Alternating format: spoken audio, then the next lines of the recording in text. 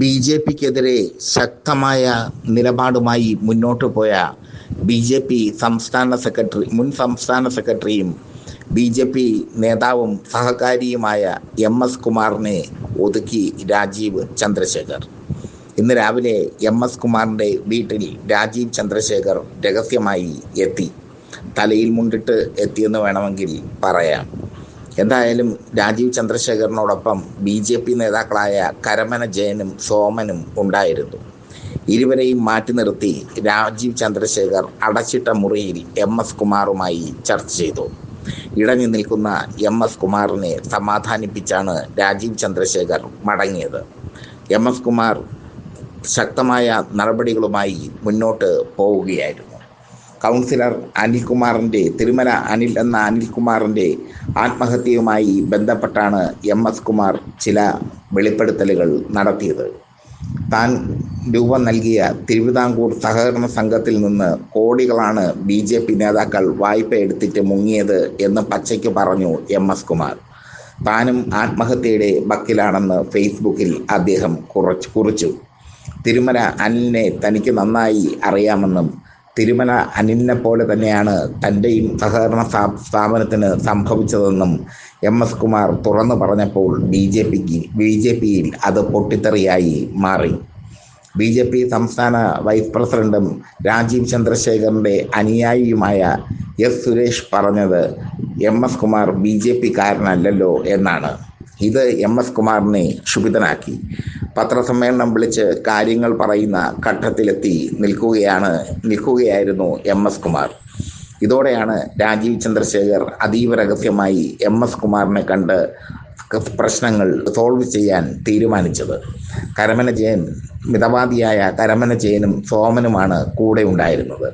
ശ്രീകണ്ഠേശ്വരത്തെ സ്ഥാനാർത്ഥിയുടെ election convention ഉദ്ഘാടനം ചെയ്ത ശേഷമാണ് രാജീവ് ചന്ദ്രശേഖർ എം എസ് കുമാറിൻ്റെ ശ്രീകണ്ഠേശ്വരത്തുള്ള വീട്ടിലെത്തി അദ്ദേഹത്തെ കണ്ടത്. എം എസ് കുമാറുമായുള്ള ചർച്ച പോസിറ്റീവായിരുന്നു എന്നാണ് വിവരം. എന്തായാലും രാജീവ് ചന്ദ്രശേഖർ ഇപ്പോൾ നയം മാറ്റുകയാണ്. തിരുമല അനിൽ ആത്മഹത്യ ചെയ്തപ്പോൾ അദ്ദേഹം കടുത്ത നിലപാടുകളാണ് മാധ്യമപ്രവർത്തകരോട് എടുത്തത്. മാധ്യമപ്രവർത്തകരെ തിരുമല അനിലിൻ്റെ വീട്ടിലേക്ക് കയറ്റാൻ പോലും RSSകാർ സമ്മതിച്ചില്ല.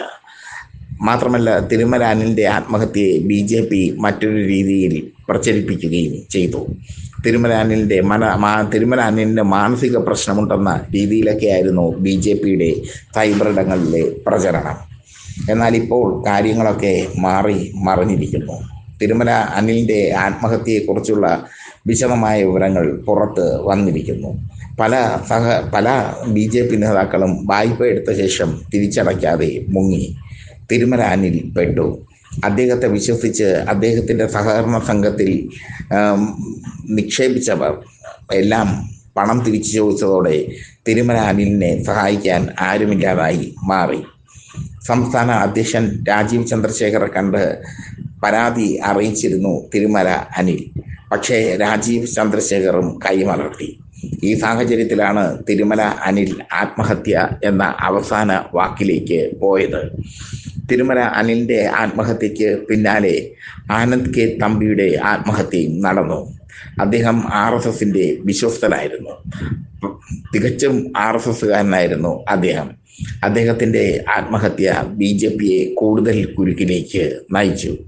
അതിനിടയിലാണ് എം എസ് കുമാറിൻ്റെ വെളിപ്പെടുത്തലുകൾ വന്നത്. ശക്തമായ രീതിയിൽ തന്നെയാണ് എം എസ് കുമാർ കാര്യങ്ങൾ മുന്നോട്ട് കൊണ്ടുപോയത്. അതിനിടയിൽ എസ് സുരേഷിൻ്റെ പരിഹാസം എം എസ് കുമാറിനെ ചൊടിപ്പിക്കുകയും ചെയ്തു. കാരണം എസ് സുരേഷൊക്കെ കാവി നിക്കറിട്ട് നടക്കുന്ന കാലത്ത് എം എസ് കുമാർ തിരുവനന്തപുരത്തെ ബി ജെ പി നേതാവായിരുന്നു.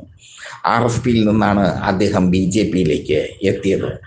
അക്കാലത്ത് ബി ജെ പിയെ വളർത്തിയതിൽ പ്രധാന പങ്ക് എം എസ് കുമാറിന് ഉണ്ടായിരുന്നു.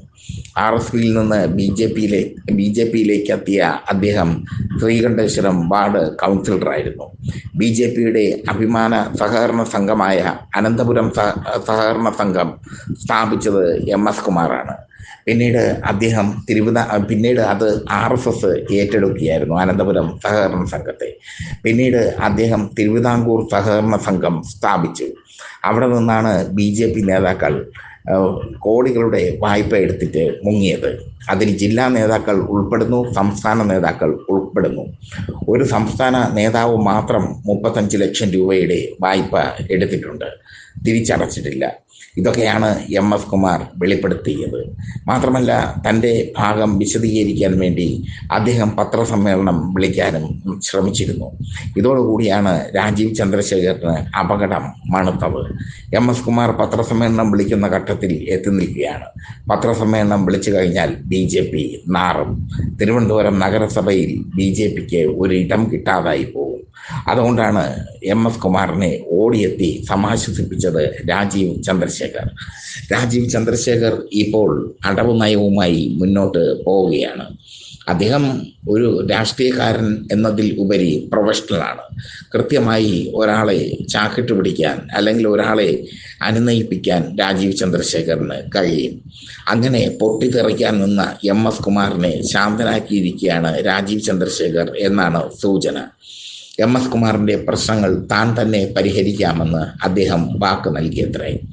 MS കുമാറിൻ്റെ സഹകരണ സംഘത്തിൽ, തിരുവിതാംകൂർ സഹകരണ സംഘത്തിൽ നിക്ഷേപിച്ച നിക്ഷേപകരൊക്കെ നടുക്കത്തിലാണ്.